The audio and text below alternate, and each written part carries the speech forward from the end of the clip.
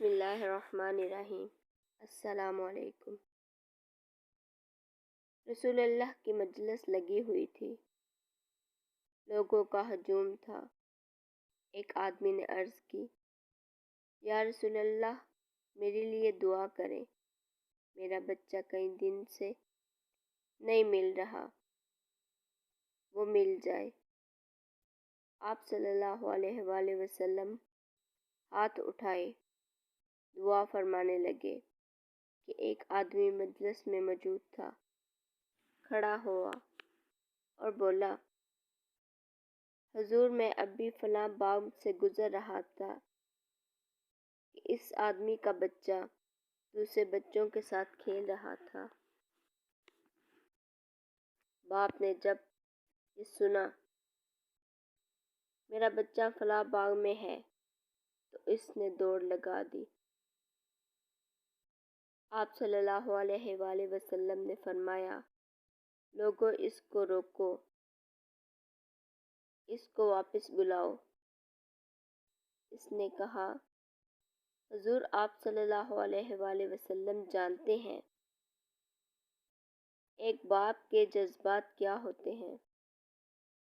آپ صلی اللہ علیہ وآلہ وسلم نے فرمایا، اچھی طرح آگاہ ہوں، لیکن تمہیں واپس بلایا ہے اور بلانے کا ایک مقصد ہے۔ اس نے کہا، جی حضور، ارشاد فرمائیے۔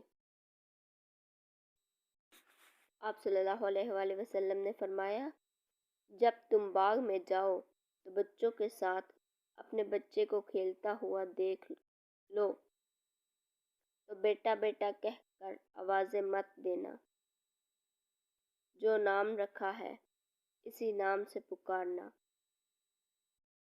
اس آدمی نے کہا، حضور، وہ میرا بیٹا ہے، اگر میں بیٹا کہہ کر بلاؤں تو کیا حرج ہے؟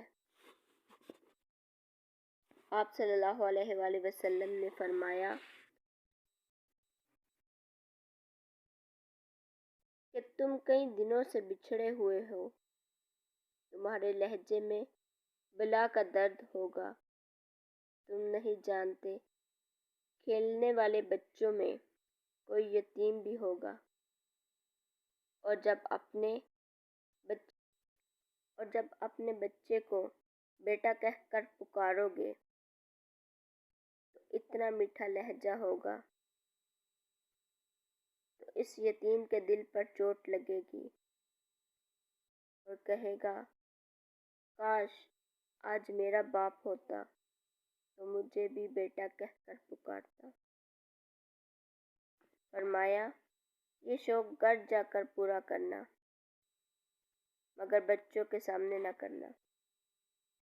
آپ صلی اللہ علیہ وآلہ وسلم نے فرمایا، کسی بیوہ کے سامنے اپنی بیوی سے پیار سے مت پیش آنا، غریب کے سامنے اپنی دولت کی نمائش مت کرنا۔ حضور اکرم صلی اللہ علیہ وآلہ وسلم نے یہاں تک فرمایا، اپنے گوشت کی خوشبو سے اپنے ہمسائے کو تنگ مت کرنا۔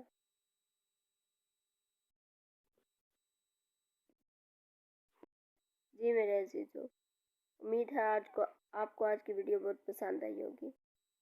مزید ایسی ویڈیو دیکھنے کے لیے میرے چینل کو سبسکرائب کریں، لائک اور شیئر کریں۔